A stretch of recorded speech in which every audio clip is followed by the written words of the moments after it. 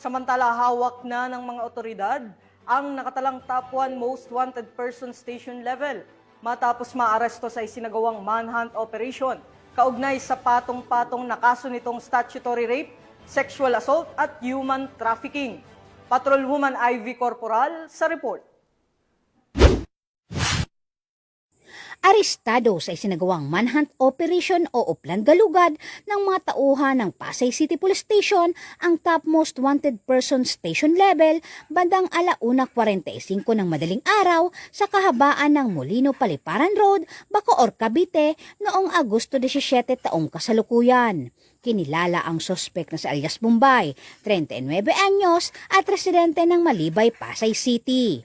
Ang warrant of arrest ay inisyo ni Honorable Jehan Batua Sampaw Hasiman, presiding judge ng Family Court Branch 11 Pasay City noong August 13, 2024 na walang kaukulang piyansa.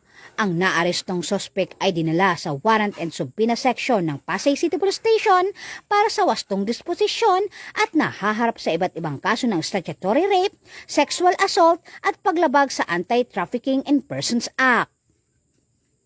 Mula dito sa Camp Bagong Diwa, Taguig City, ako po ang inyong PNN correspondent, Patrolwoman Ivy Corporal, alagad ng batas, tagataguyod ng Balitang Pulis.